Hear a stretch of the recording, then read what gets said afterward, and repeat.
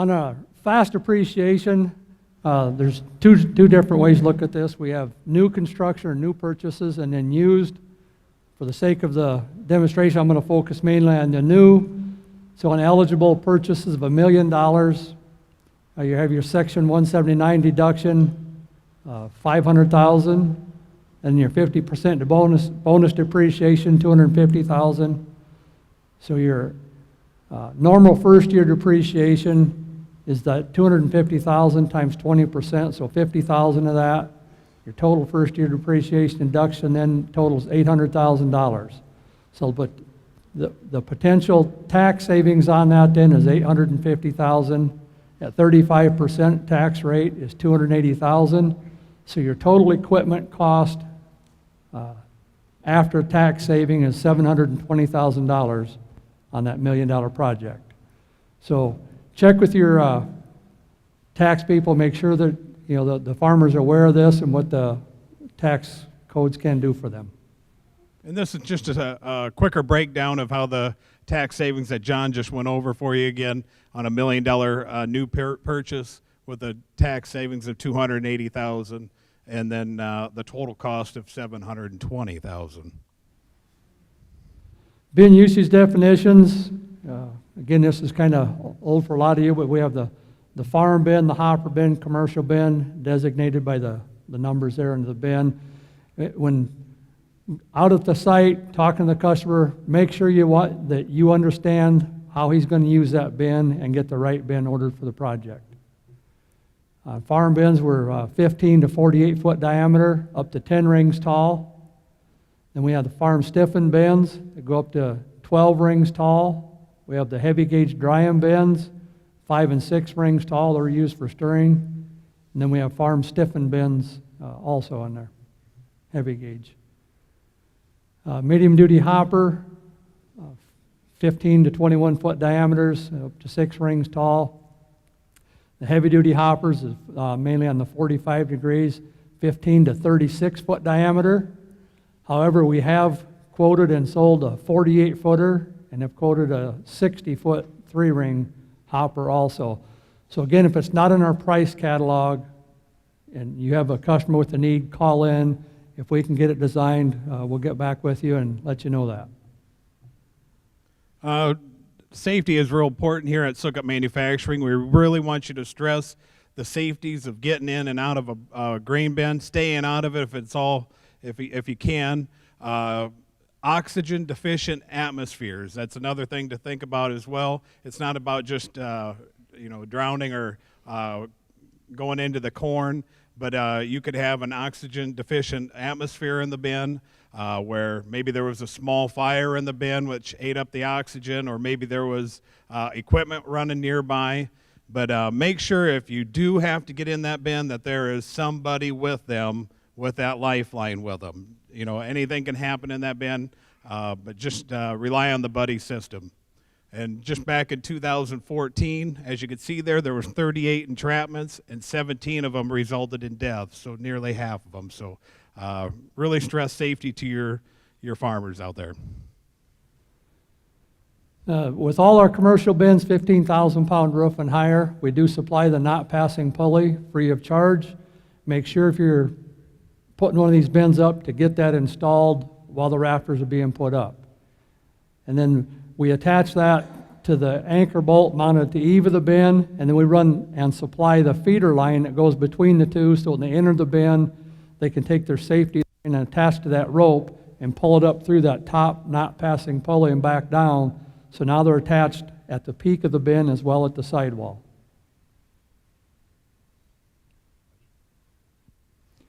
I'll let you go ahead.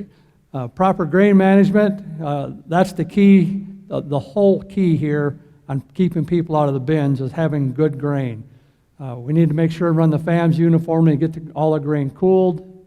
Make sure and aerate it as soon as you can after drying. Make sure and warm it properly in the spring. But the real key to begin with is good condition grain going in that bin. Good, cool, free-flowing grain.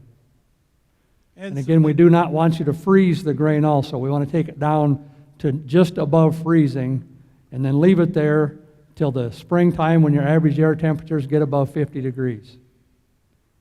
And just a couple things to think about when you're setting up a site, whether it's accessible, whether you got good roads that are going in and out of the farm site or the driveway. Have you talked to your local electrical cooperative? Is there access to three-phase power on that site? And then also the soil conditions. Are you going to have to do a little more soil testing and stuff like that to put up a larger bin? Can the soil hold up with that bin?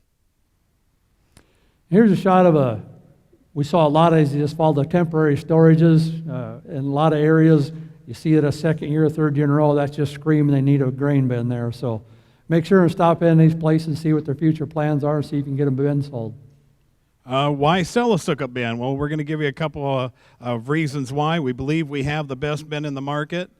First of all, we have the best equipment in the market. All of our machines have been recently updated within the last couple of years. All the major components were manufactured in-house. And starting last, I believe it was November, everything shipped from November on. We've switched to the G115 coating on the roofs where we'd been G90 in the past since we started. So it's a thicker galvanization on top of that sheet, so everything you're receiving will be the 115. The U-bolt bracket, this is standard with all bins. It is a firm connection on every rib of the roof. And the extra large fill hole, 38-inch diameter, and just if they're going to have that open in the fall of the year with the filling, they can count that as 8 square feet of opening. It's a domed lid, so it sheds water and ice, and the way the rods are attached to the lid and then through the peak ring and back to the lid again keeps that lid right on the bin. It's firm, it won't flop around in the wind. And we also have a remote lid opener for that, or a ground-operated lid opener that's available also. And the large manhole, it's a 20-inch by 35.5-inch opening. The nice thing about the lid that it'll lay flat against the roof, won't collect water or bees wings, and it won't flap around, hit you on the entry or exit of the bin. While they're in the room, they've been going back and forth. We've got Brad popping over here. If you want to just raise your hand, Brad. Dr. Tunji, our structural engineer for the grain bins, and Elizabeth Brinkman helps us out immensely on getting the part numbers on the system and figuring out the bills of materials. So they're the real key people in the operation here also. On our poly roof vents, we do offer, when we first came out with them, we came out with a 70-degree vent. We do offer a 90-degree now also, and it too has the debris deflector on the front of it. Very durable. Last summer they came out with a spreader bar that goes between the two sides. On some of those, when they took them out of the oven and they were stacking them, they may bow in, and depending on how high they went, we had some bowing out. You can get your finger between, or your hand between the screen and the side of that vent. This pulls that together, not allowing birds to get into the bin. The tapered poly vent, this is also an option for you to put at the peak of the bin. It's a 1.5 square inch opening you can use in conjunction with your 18-inch vents. Square foot. Square foot. And you can use that to get the air really moving in the bin and getting that warm air to escape from the peak of the bin. They're really helpful keeping that top of that grain cool in, because you always have that normal draw in through your lower vents out the top, which again gets the heat out of there, helps keep that grain in good condition. Easy to install. They can be installed as a retro. They're in two halves, so you can take them apart, set the lower part on there, trace your pattern out. After you get your flanges bent, you can reach through there and get the nuts put on the bottom side, and then go ahead and set the top back on it and bolt it down. As we talked about earlier, the best fitting bins in the business. We have the closest tolerances, the properly fitting holes. I get calls all the time talking about how well our bins fit, that they go together quickly. And a lot of times in commercial applications where there are builders that prefer the Sukup bin. So we feel fortunate that we have the great equipment. Also on sidewalls, about a year and a half, 2 years ago, we started doing the stenciling on the inside of the sheet. When you are assembling the bin, that stenciling will be upside down. Don't let that fool you. Still go by the colored corners about what is the top and what is the bottom of the sheet.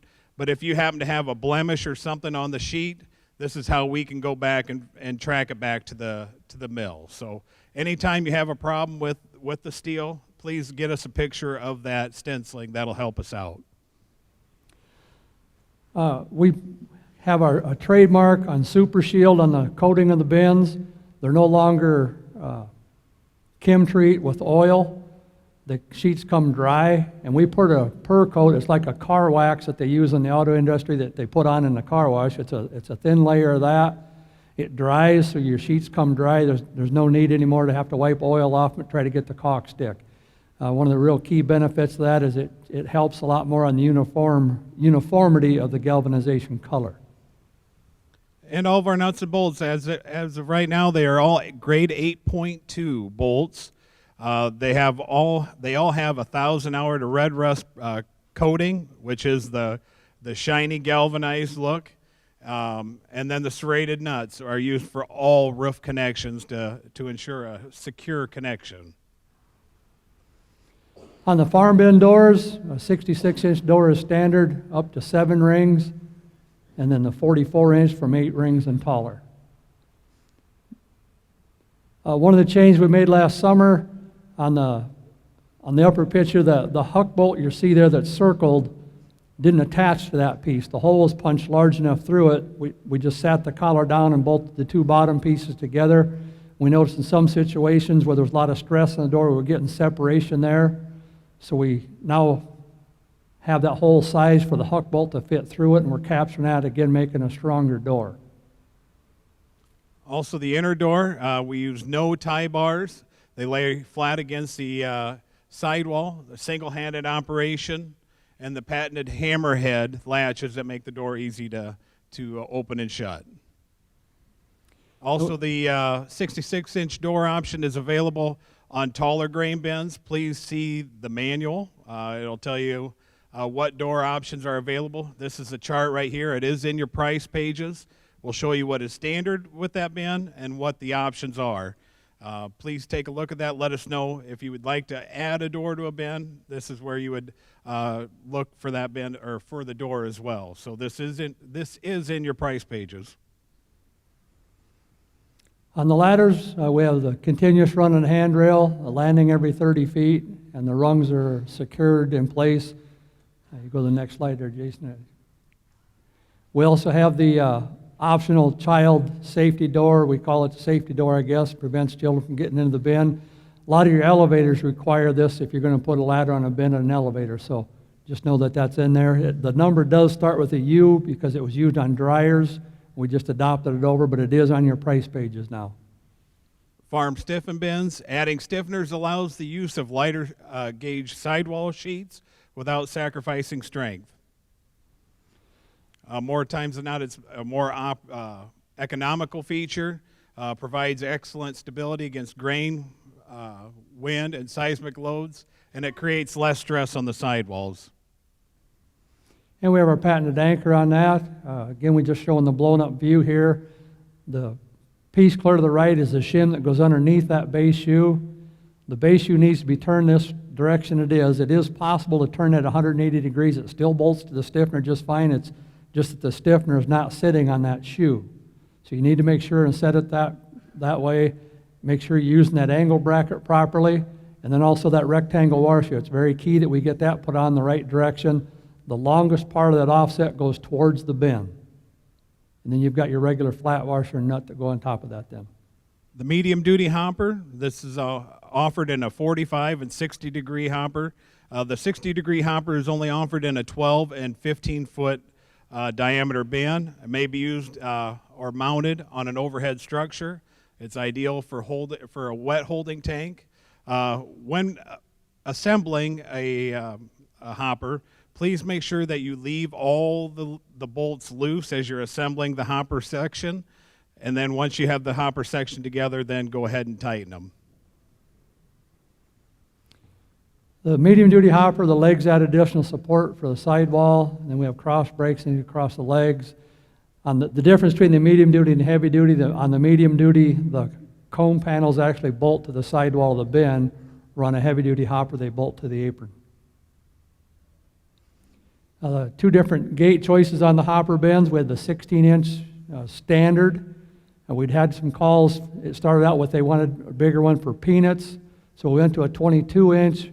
We've since beefed that up, so it is, you can use that on corn now or anything with a 48 pound per cubic foot material. The heavy-duty hopper is a I-beam leg structure, may be mounted overhead, may be used as a working bin, and also for long-term storage. And again, in the hopper flash and the heavy duty, as I was mentioning, your aprons or your cone panels go up and bolt to the apron. We've now changed the apron cut or the cone panel cutouts. They're more of a, I'll say, cut like an ice cream cone, so they follow closer to the sidewall that been all the way around. So we're able to use a shorter flashing. In the past, our flashing went down over the top of these bolts that you see exposed there. And without fastening that down, it was possible when the bin was being filled, especially had aeration fans on it, that grain would get underneath that and actually lift that up. And then grain got back onto the apron where we have our drain holes, and it would be like a sponge. Water would get there, and then it'd just come on into the bin. So this is a new change, and it's a very nice improvement. The wheel extension, this is also standard with all hopper bins, whether it's a medium or heavy-duty bin, as well as the rack and pinion opener comes standard with each bin as well. The other real key feature is the alignment pin that we came out with several years ago. So when they're swinging the bin up there, you can set that down in the hole.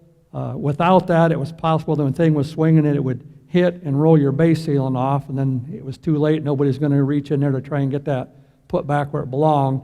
And we found with our service crews, in a lot of cases where there were leaks, that's exactly what happened, that the base sealant, first off, either wasn't used, or if it was, it had rolled off during installation. So the alignment pin lets you get that started, and as they lower the crane, either one side or the other is going to go down first, left or right, and just walk those pins in and go right on around. So again, it's a very nice way of doing that to ensure you have a good seal. On the the substructures for the hopper bins, in the past we had a broader category, so like from 3 to 7 rings. So if you ordered a 3-ring hopper bin, it was actually built heavy enough to set a 7-ring on it to get you more. That's what we had to do to get started in this, so now we've broken it down farther. As you see here, a 3 and 5 ring, and then 6 and 7 are together. So to try and get you more price competitive with other people. The other real key feature in selling one of these is to just make sure and ask the question, are you planning on adding the height to this hopper bin in the future? Because it may bump you up a category where you need the heavier one to start with. But he's aware of that and knowing why he's making that decision. Just some other things to ask or to think about when you're quoting out a new bin, whether there's a snow zone, wind zone, seismic zone, letting us know whether there's a railroad nearby and what your soil conditions are. So just some things that is handy to know, especially like the zip code. If you can let us know where that bin is going to be located, we can design that bin for that location. On commercial bins, again, we make these from 18-foot diameter up to 156. On the 156, in the past, we'd stopped at 22 rings height. Now that we're going to 3 stiffeners per sidewall, we're able to take that up to 29 rings tall, which will give us 1.93 million bushels. All the other commercial bins will make up to 30 rings tall. On the 50 and 100,000 pound roof load, the peak loads, they are a structural I-beam. They're no longer the C channels that are bolted back to back as our 30 is. So they're structural I-beams. The 50,000 pound is standard on the 135 and the 156. It is an option on the 42. And again, the 100,000 roof load capacity is available from a 90 foot and larger. In the commercial working deck on a 50 and 100K roof, we've got the flat deck design like John just mentioned. On a 42 to 48, that deck is going to be 10 foot across. On a 54 and 60, it'll be 12 foot across. And then on a 72 to 135, you have 16 feet of working space up there. And then on a 156, it's a whopping 21 feet across. That's big. That's big. That's a lot of room to work. But that's a real advantage because the size of the catwalks that are going up there, they're offset to the side because your conveyor's right over the top of that. it still leaves you a nice place, a nice safe place to work up there. Also on all two-tiered bins, 72-foot and larger, we do on every tier of that bin add one extra sidewall sheet. We know things happen, whether it's unloading a bin or if you have some wind damage. Please count your sheets. If you do damage one, more than likely you're going to have an extra one in there. So take a count before you call in. And our laminated splice plate, we have a patent on that. We don't overlap our sheets as conventionals do. That creates a gap to the either left or right side, which way they're lapping their sheets. Here's a nice picture of it on brand X on the right slide here. On the left-hand side of it, you can see that gap. Well, that has to be pulled back within the first 4 11/16 inches, putting a lot of stress on that bolt. Our sheets butt together, and then we have a laminated plate on the inside and outside of that bin that make a much nicer joint. It's a stronger joint. Your bolts are all loading up evenly. And again, you're not relying on caulk to keep the grain in that bin. We have a new caulk layout on laminated sheets. You need to read through that. It is in the instruction manual. We're putting caulk on each side of the bolt. This helps prevent if there's any leaks coming from stiffeners. In the past, it gets between your sheets and works its way over the vertical seam, and it's leaking at the vertical seam. And a lot of people think your vertical seam is the leak. It isn't. It actually started as a stiffener and walked over, got between the sheets and worked its way over to the vertical seam. So with that being said, on stiffened bins, when you get into laminated sheets, double or triple or higher, the first bolt underneath the horizontal seam, the stiffener never made contact with the sidewall of the bin. And what we noticed is that's where the water was following those threads into the bin, getting in between the sheets.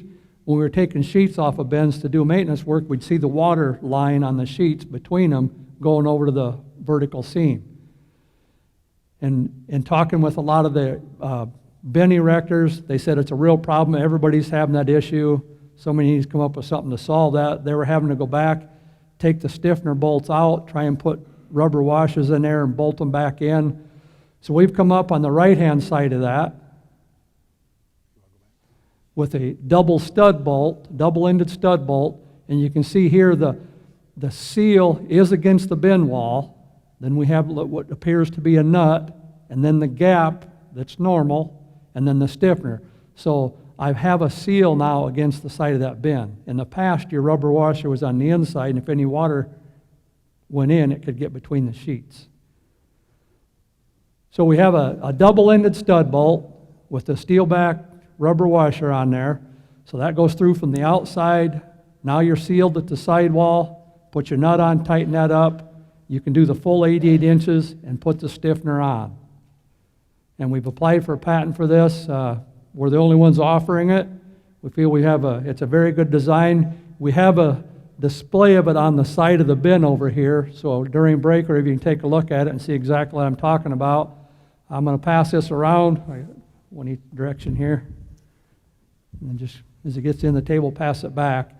So again, we feel we're a step ahead of most everybody else on this, or everybody else, because everybody's battling this. We've heard it from bin jackers. It's not just us. It's not just another company. It's everybody.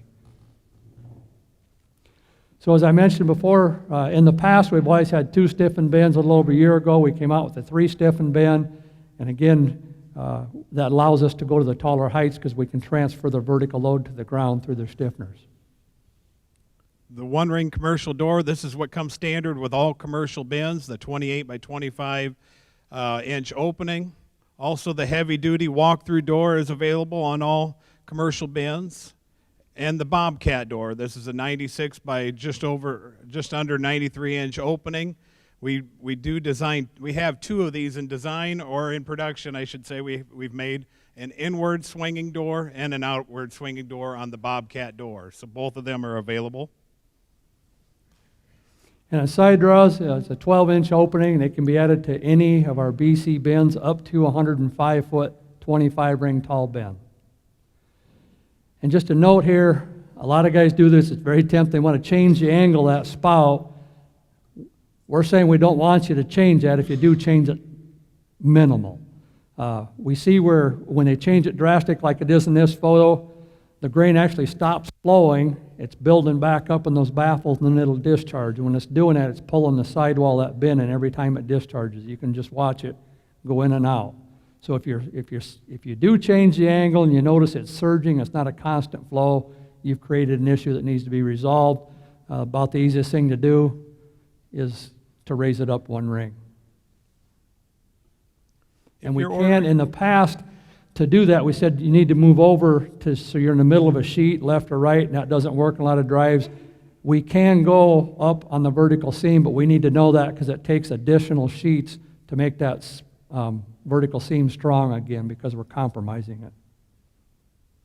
If you're ordering repair parts for a bin, it would be helpful to us if we can have the original order number or the year that that bin was built. Just for our farm bins, for an example, if you had a farm bin that you built prior to 2005, the length of the sheet is much different than it is now. So anyhow, if you have any repair parts that you're needing, please get us that original order number. We can look up that bin and get you the right parts. And just a how-to reminder, when you're cutting the unload cutouts in the sidewall of the bin, make sure you reinforce that, especially if you're doing a rectangle or a square cutout. A round hole by design is very strong in the sheet, and we never had to worry about it in the past, but when you're cutting this out, it wants to tear out at your corners. It does say on here, we'd like you to radius at least a 1-inch radius where instead of just a 90-degree cut on the corner, but again, make sure and reinforce that opening. And I don't know if you've seen the dealer signs when you came in here. We have a couple of different ones that are available. The steel building sign, and then we do have a painted and a galvanized sign as well in both the steel buildings and the grain bins. They're about a 4-foot by 4-foot sign. It's a $200 net price, which you can use with your co-op advertising. That'll take a half of that off, so you could buy a sign for about $100. The steel building sign is about 8-foot by 3-foot. And then also we are offering the personalized signs. I don't know how many of you took advantage of that last summer when we were offering the personalized sign.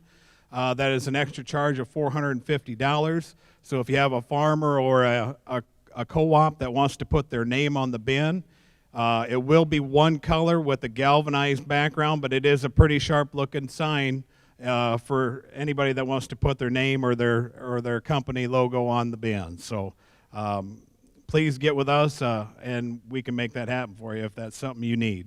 Can I get you to go back one slide? Yep. On these bin sign sheets or the building sign sheet, there is a backer plate that's going to go behind there. The way they were cut out, like on the upper one on the building, if that just goes inside of a building, you get different looks, especially on the different contours of the sidewall. So we put a solid color plate behind there so it's all uniform. The other thing I wanted to mention is on the nuts and bolts. In the past, we've always sent, I'll be wrong if I say this, 3% extra on bolts and 5% extra on nuts. And we're hearing that that's way too many. People have extra bolts. We have some people ordering bins, less hardware because they have enough left over. We are going to reduce that starting here at the end of the month to 2.5 or 1.5% on bolts and 2.5% on the nuts. So we're cutting it in half what we're doing, especially in these larger commercial bins. I've been on sites, and when the job's done, there's a full pickup load, beyond a full pickup load of bolts left over. Some are loading in the trailers. In the past, it's just crazy. We don't take the bolts back. We don't give you credit for them. So again, we're cutting that down. It's just absolute waste, and that's one of the key things they talked about earlier when Charles mentioned our goals is to eliminate waste. Somebody's paying for that. It's costing us. I know it's hard to justify when it's done. Who wants these bolts? You know, a lot of elevators will fill their parts bins, but then they're just waste. Yes. Yes. Yes. On both. And we in this. He asked if the that question was, is that going to be both farm and commercial?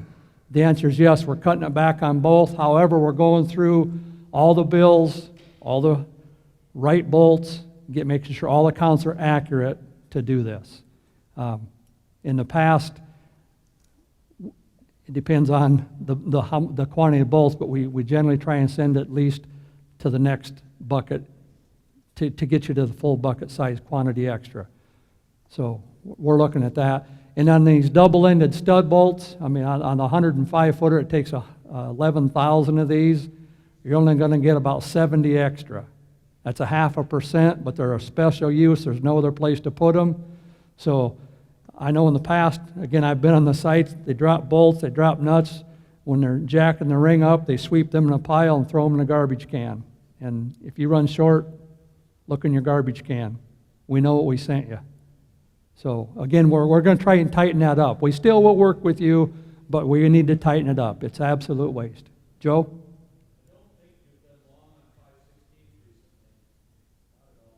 Okay, and we haven't started this new shipping yet, Joe, so hopefully we get that addressed. Okay.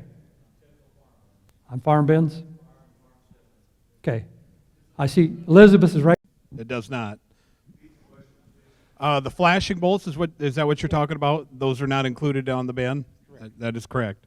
It is an option on the software now, I believe. Yes. Is that right, now, Brad? now when you're ordering your bin floor and your flashing, it gives you a recommendation on how many bolts are required to do that, and you have to click that to get the right number. Because you're right, they are not supplied with the bin. In most cases, the bin crew would leave, another crew would come put the floor, and they wouldn't be there anyhow if I sent them with the bin. So they come with the floor if you order them. Any other questions? Good questions. Any other? Yes. Yes. The question is, are we still sending jack bolts with all bins? Yes, we're still going to do that. There's where you run into extra, because our intent is you remove those bolts and replace them with the bolt that goes in the ring, the appropriate bolt. So if you're leaving the jack bolts, you're going to have extra bolts in that case. Okay? Elizabeth, he said the last 2 years he've gotten 2 bins that did not have the jack bolts in the hardware carton. So make sure to note that. Thank you. Any other questions? Yes.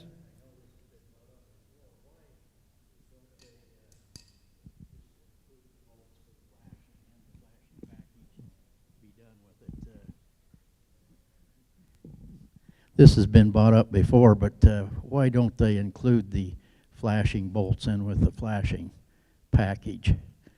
Well, like I say, now it is a box you check if you want the bolts. I see, but before you never But could as far select. as if you order a separate floor and the flashing, you still gotta add bolts. It'd be nice if they were included into there. I know this has been brought up before, but Okay. that would be my vote. Okay. Elizabeth, did you get that? Okay. Thank you. Anyone else?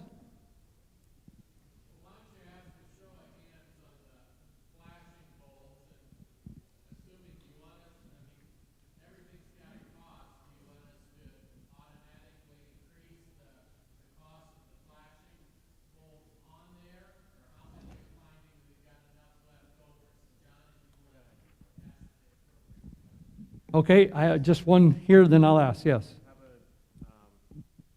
Have them included automatically, but have an opt-out box if you don't want bolts with the flashing. Okay. So it just makes coding a little bit faster when you're going through. Okay. So when ordering a floor, the question is, when in the flashing hardware, how many of you want the bolts included in with the hardware? Is that the right way to word it, Jim? Right. Yep, you're going to buy the bolts, but okay. Those that feel it's not necessary? Yeah, how many say leave it the way it is? It's not necessary to do that. Okay? The other way of doing that was to include it. It's automatic, it's going to be in there, but if you don't want them, you can click a box if you do not want them. Is that all right? Let's get a show of hands on that one. Okay, but remember, you're not going to get extra bolts anymore. As many. Brett, good idea. Nice job. Okay, yes, thank you. Good idea, good input. Literature request form. Oh, sorry. Go ahead. What?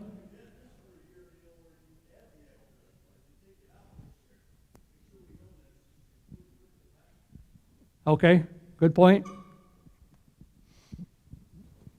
He said if we're going to include them, make sure that they know that, or if we're going to opt out so that they know that, so we're not going to do that.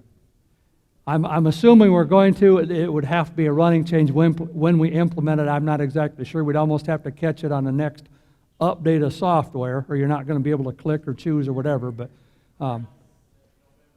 November 1st, we'll probably have to, I'll say, suffer through another season the way it is. But good point. It looks to me like it's probably going to happen now by the number of hands I saw. So it'll be a November 1st change.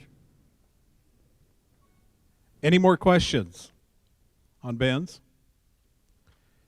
If you have a literature request form to turn in, please do that right now as we're switching over to the next presentation. So where did the stud bolts end up? They make it clear around? Okay.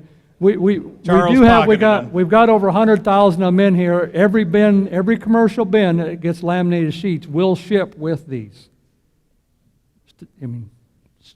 So I think our first one is ship out the 17th or 18th, but every bin will get them.